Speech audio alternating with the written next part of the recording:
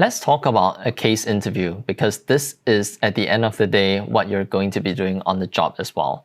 So a case interview is basically a way for the company, for the consulting company, to understand if you're going to be a good fit for the specific type of work that we do in consulting. So consultants think in a very specific way, they communicate in a very specific way, and they want to make sure that the people that come in are comfortable fitting into that system of thinking.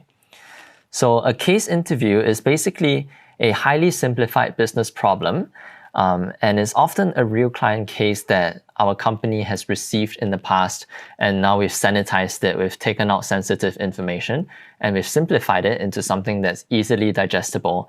And basically we want to test if this candidate has the right business acumen and the right thinking process to arrive to the same conclusion as we did for this client. So it's a simple business problem, and we want to find out how you think and how you approach these business problems. So it has a specific problem statement, and in relation to that, often a specific issue tree, data exhibits, and recommendations. So for example, a specific issue would be this client has revenue problems and we need to fix it. How do we do that? Or this client has declining profits. How do we fix it? So these are specific problem statements, and in response to those problem statements, we then come up with these things called issue trees, which are basically frameworks for us to comprehensively break down this problem, to identify all potential causes of it, and then narrow down on the one that is actually driving the problem. And therefore, that leads us to our recommendation. So it's a very structured way of thinking and a structured way of breaking down problems. And in relation to that, we have data exhibits and we have recommendations that typically the case interviewer has in their back pocket.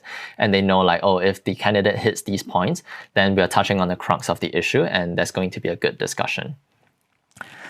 The next thing, a case interview is solved using a framework to identify all potential issues, and then we make recommendations based on those findings. So again, issue trees are a way for us to go from the top, which is the issue, break it down into sub-potential issues, like drivers of the issue, and then further break those down into the respective components. So it can go down and down and down. Usually for a case interview, we keep things quite simple, so we don't go down that many levels. So it should be quite easy to identify a problem by breaking down the issue once or twice into different levels.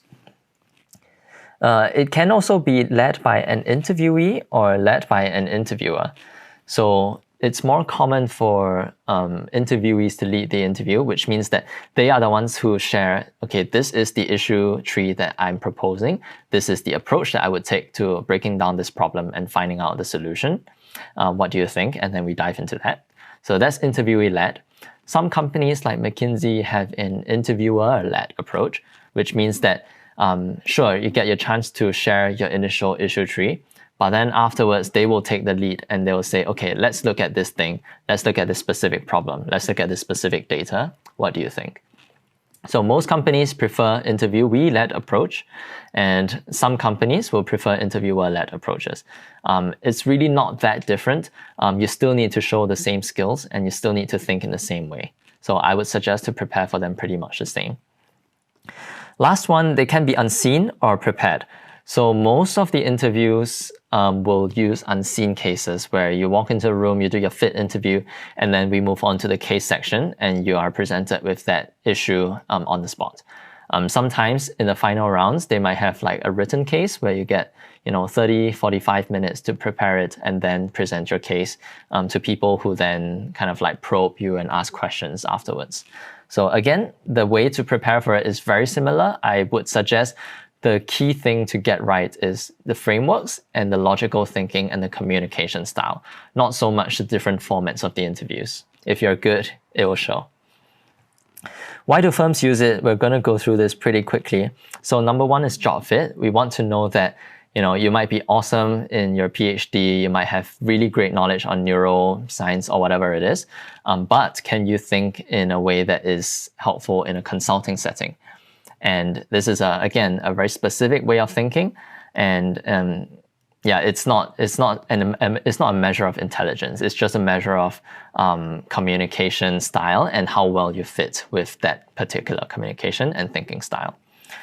Number 2 is coachability. So we do know that not everyone is going to have had the same level of prep. The more the merrier, of course. But if you don't have that level of prep, we still want to see a certain responsiveness and a certain level of EQ and pragmatism when we are solving the case. So you should be receptive to feedback, you should be easy to work with, and you should be perceptive to new information and adjusting your hypotheses as you go. So that's coachability. Third one is presentability. So again, this is the intangible component of it. At the end of the day, in a real case, you'll often be running a sub-portion of this case and working with the client's managers or like senior managers to deliver this part of the project. So it's very important that you have a clear communication style, that you have the right kind of like level of authority or level of confidence when delivering that, and yet be super collaborative and be a people person. So this is something that's also subconsciously being tested during a case interview. It's about how well you can share your ideas and how comfortable you are with presenting your ideas.